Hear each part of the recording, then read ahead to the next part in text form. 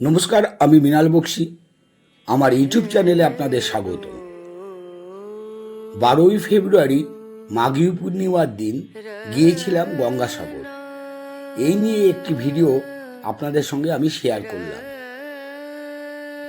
ভোর 5:20 নামখানা লোকাল শিয়ালদা থেকে ধরবো বলে বেরিয়ে পড়লাম।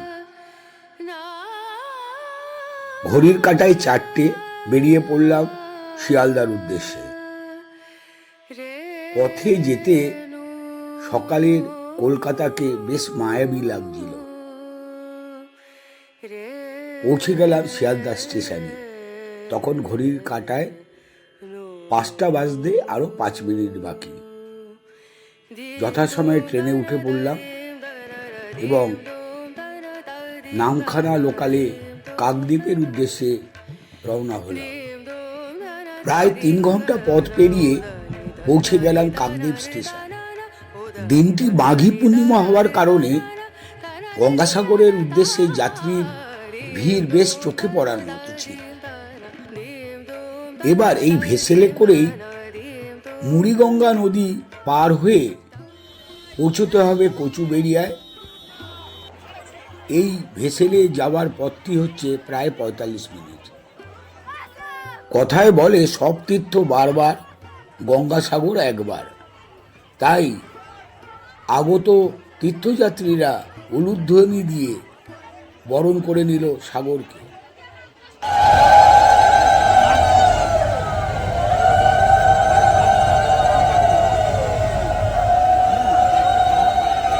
পথে প্রচুর পরিযায়ী পাখি দেখা মিলল।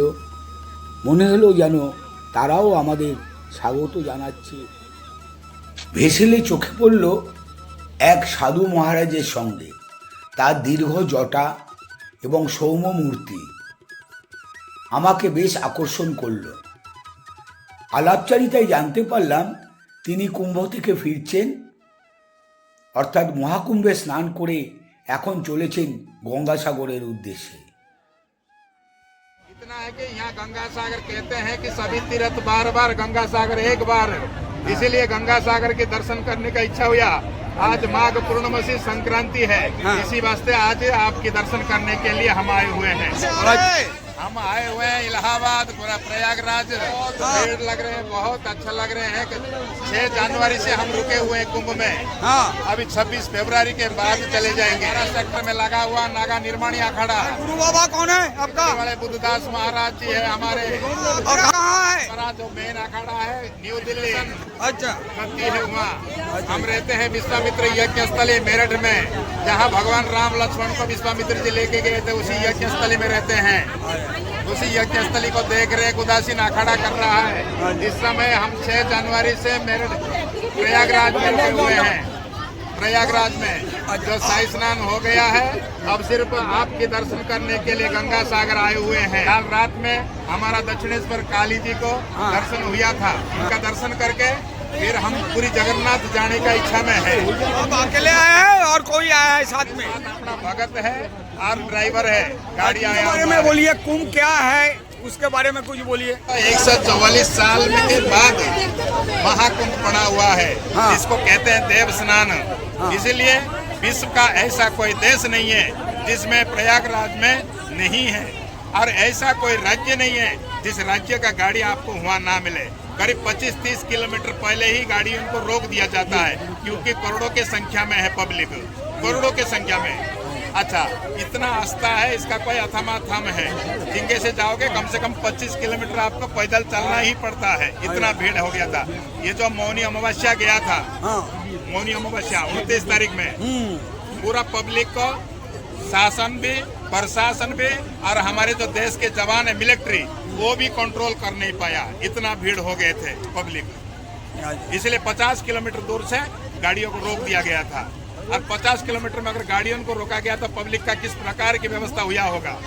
इतने पब्लिक हो गए, कई करोड़ों पब्लिक हो गए थे। ये 6 साल में कुंभ आता है, 12 साल में कुंभ है। इस कुंभ क्या है, इसका तात्पर्य क्या है, इसमें स्नान करने से क्या फायदा होता है। जिस समय देवताएं और दानव हमारे समुद्र मंथन हुआ था, समुद्र मंथन जब शेष नाग से हुआ था तो देवता एक तरफ थे और दानव एक तरफ थे। तो समुद्र मंथन में से 14 रत्न निकला था। जो 14 रत्न में से एक अमृत का कलश भी निकला था। तो वो देवता और दानवों का छीना झपटा हुआ था उसी कलश को लेने के लिए। इसलिए हमारे भारत के अंदर आकाश मार्ग में जो छीना झपटा हो रहा था उस कलश को, तो 4 बूंद 4 जगहों में पड़ा था। कहाँ कहाँ पड़ा था? एक हरिद्वार, एक उज्जैन, एक नासिक, एक प्रयागराज। जैसे 2 बार उन्होंने 2 बार इन्होंने छीना था, जिस कारण 4 बूंद 4 जगहों में पड़ा था। इसलिए 12 साल में ये कुंभ प्रत्येक जगहों में लगता है, जिसमें स्नान करने से सप्तपुरुषों को मोक्ष की प्राप्ति होता है और कोटि जन्मार्जितम पापम तत्क्षणा विनश्यति ही।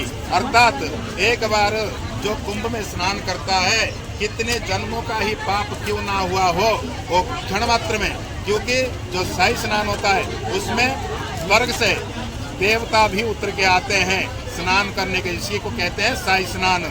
इसलिए पहले 12 अखाड़ा 13 अखाड़ा स्नान करते हैं, फिर उनके साथ जो भगत जगत रहते हैं वो भी उसी शाही स्नान को करते हैं, जिस कारण उसको महाकुंभ भी कहते हैं, शाही स्नान भी कहते हैं और देव स्नान भी कहते हैं। इसीलिए संसार इस समय प्रयागराज में उमड़ा पड़ा हुआ है।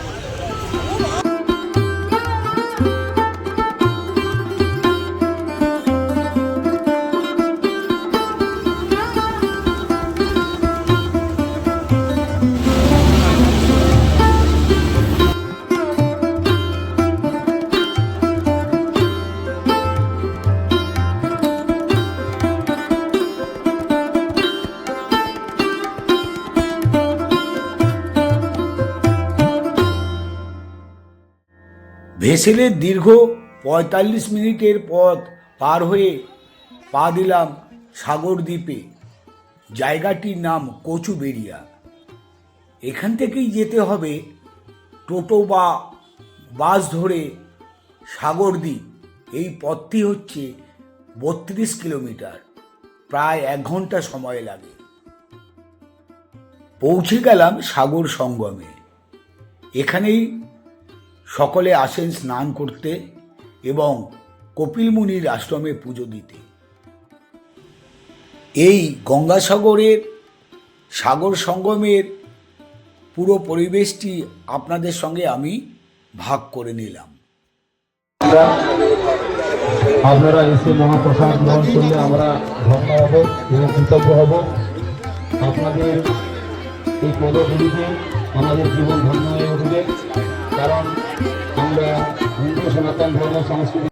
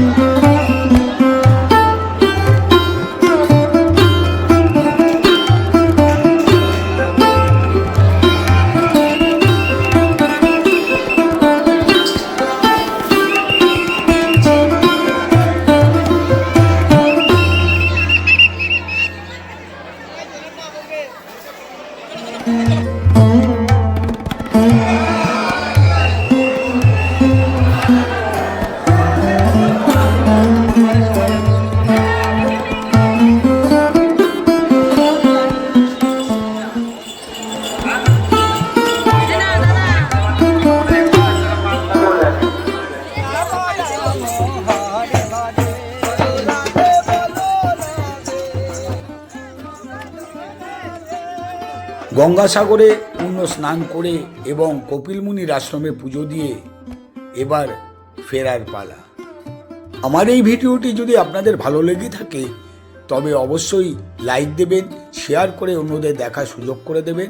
আর যারা আমার এই চ্যানেলটিকে এখনো সাবস্ক্রাইব করেননি, অনুরোধ রইল সাবস্ক্রাইব করে আমাকে উৎসাহিত করবেন।